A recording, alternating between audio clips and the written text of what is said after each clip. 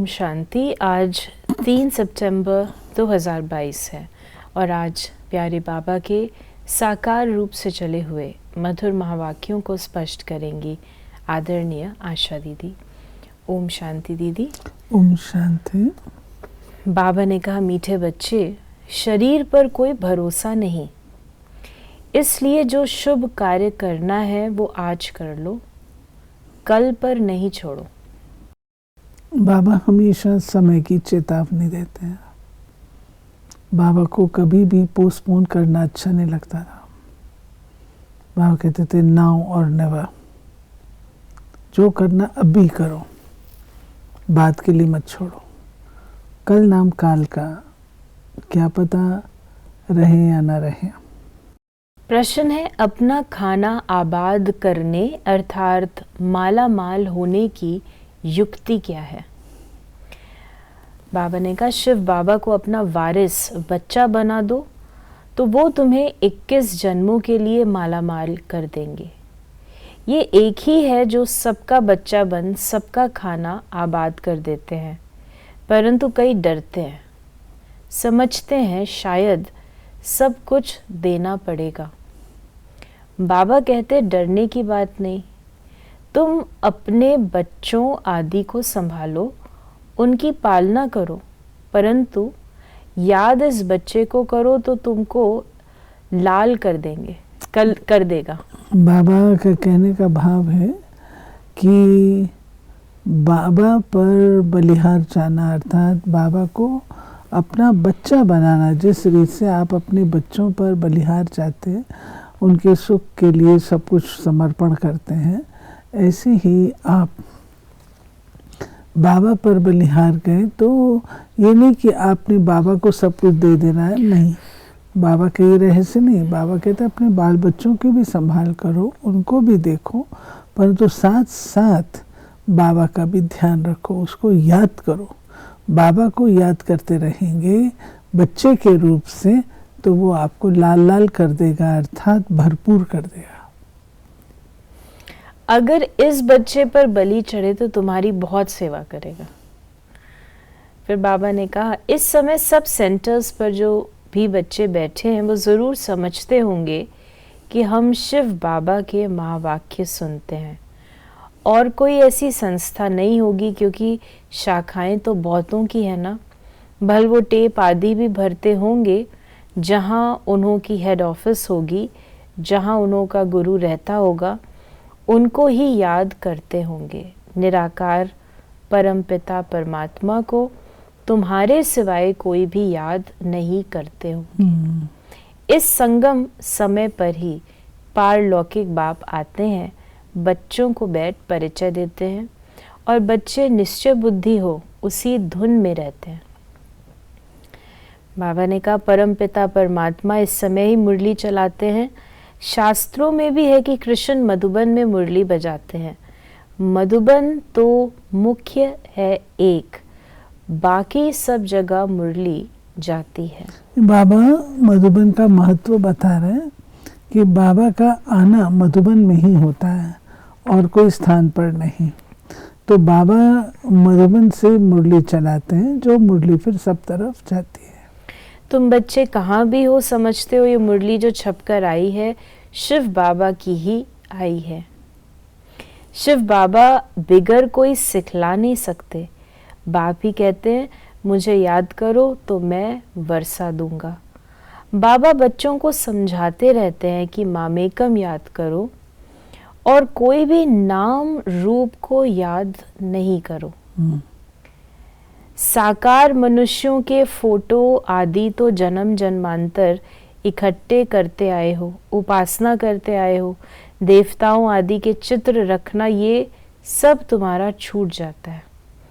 भक्ति मार्ग में आत्माएं बाप को याद करती हैं। शरीर को तो सब याद करते जब देह अभिमानी बनते हैं। बाप घड़ी घड़ी कहते हैं अपने को आत्मा समझ, बाप को याद करते रहो। आत्मा ही पतित दुखी बनी है। आत्मा कहती है मैं महाराजा था, अब रंक बन गया हूँ। तुमको अब स्मृति आई है, हम बाबा के बच्चे हैं। बाबा ने जब हमको अपना बनाया, ज्ञान दिया, तो बाबा ने हमको याद कराया तुम क्या थे, क्या से तुम क्या बन गए हो। और आत्मा को जब स्मृति आती है तो पुनः अपने उस स्टेटस को प्राप्त करने का पुरुषार्थ शुरू करती है। बाबा ने कहा कि शरीर पर भरोसा नहीं है, कि बाबा ने कहा, बाप कहते सबको बाप का परिचय दो, इस जैसा शुभ कार्य होता नहीं, कोई नहीं है। इस शुभ कार्य में देरी नहीं करो। शरीर पर भरोसा नहीं, न जवान पर न बूढ़े पर, इसलिए जो कुछ करना है सो आज करना चाहिए। आज कल करते करते काल खा जाएगा। बाप ने कितनी बड़ी हॉस्पिटल कम यूनिवर्सिटी खोली है जिससे हेल्थ, वेल्थ, हैप्पीनेस मिलती है। बाबा ने कहा, बाप का फरमान है जल्दी मेरे साथ सगाई कर दो, सगाई करने से ही वर्षे के हकदार बन सकते हैं। तो सगाई करना अर्थात कनेक्शन जोड़ना बाबा से।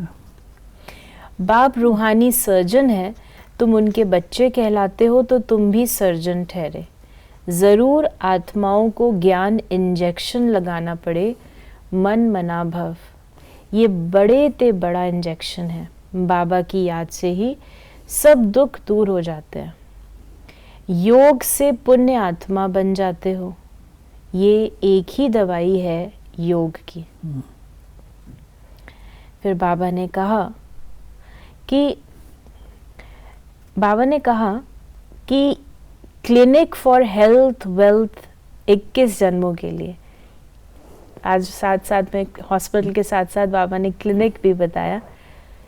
हिंदी में कहेंगे 100% पवित्रता, सुख, शांति का चिकित्सालय। परंतु बच्चों में सर्विस करने का शौक नहीं है। कुटुंब आदि के जाल को मकड़ी की जाल कहा जाता है। बाबा बताते हैं कि बच्चे सेवा करो, परिचय दो, युक्तियां निकालो, ये बाबा हमको मोटिवेट करता है।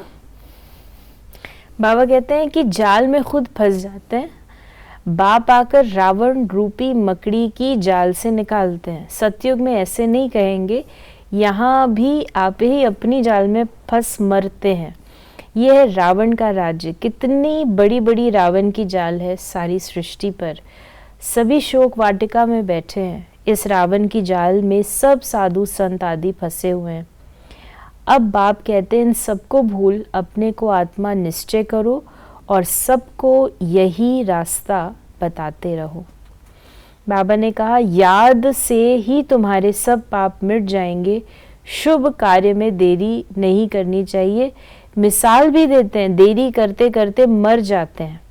फिर भोग पर जब वो आत्मा आती है तो फिर बहुत रोती है। फिर बोला जाता है, देखो तुमने देरी की, आज कल करते करते काल खा गया। कई किस्से ऐसे हुए हैं। फिर उनको जब भोग पर आते हैं तो वो पश्चाताप करते हैं, बाबा से माफी मांगते हैं। फिर बाबा ने कहा कि अब तुम बच्चों ने ड्रामा को जाना है तो फिर समझाना है। अगर औरों को रोशनी नहीं देंगे तो कौन कहेंगे कि इनकी बुद्धि में रोशनी है। आप रोशन है तो जरूर रोशनी दूसरों को देंगे। सर्जन इंजेक्शन लगा ना सके तो उनको सर्जन कौन कहेगा। तुम बच्चों को सारी रोशनी मिली है। 84 जन्मों का राज बुद्धि में है। तुम इस ड्रामा को और एक्टर्स की एक्ट को जानते हो। ऊंचते ऊंच एक्ट है बाप की। बच्चों के साथ पाठ बजाते हैं।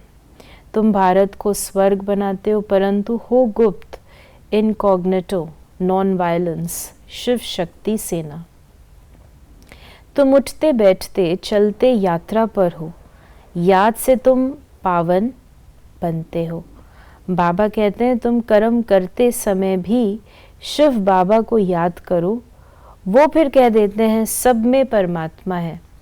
फर्क हो गया ना। बाबा ने कहा कि कोई सर्विस नहीं करेंगे तो मिलेगा क्या। सर्विस सर्विस और सर्विस। तुम कहते भी हो हम गॉड की सर्विस पर हैं, घर की सर्विस भी भल करो। बाप शिक्षा देते हैं बच्चों को कभी विकार में नहीं जाना है। अगर वो तुम्हारी आज्ञा नहीं मानते हैं तो जैसे नाफरमान बरदार बाबा कहते हैं अपने बच्चों को संभालना चाहिए, बच्चों को भी सिखाना चाहिए, राह अच्छी दिखानी चाहिए, फिर ना माने तो फिर। आज बाबा ने वरदान दिया, अनेक प्रकार के भावों को समाप्त कर आत्मिक भाव को धारण करने वाले सर्व के स्नेही भव। देह भान में रहने से अनेक प्रकार के भाव उत्पन्न होते हैं। कभी कोई अच्छा लगेगा तो कभी कोई बुरा लगेगा। आत्मा रूप में देखने से रूहानी प्यार पैदा होगा। आत्मिक भाव, आत्मिक दृष्टि, आत्मिक वृत्ति में रहने से हर एक के संबंध में आते हुए अति न्यारे और प्यारे रहेंगे। तो चलते फिरते अभ्यास करो, मैं आत्मा हूँ। इससे अनेक प्रकार के भाव, स्वभाव समाप्त हो जाएंगे और सबके स्नेही स्वतः बन जाएंगे। स्लोगन है, जिसके पास उमंग उत्साह के पंख हैं उसे सफलता सहज प्राप्त होती है। तो ये थे बाबा के आज के मधुर महावाक्यों का स्पष्टीकरण। यदि आपके मन में कोई भी सवाल है तो उसे मैसेज या व्हाट्सएप मैसेज करें 8826599309 पर। ओम शांति।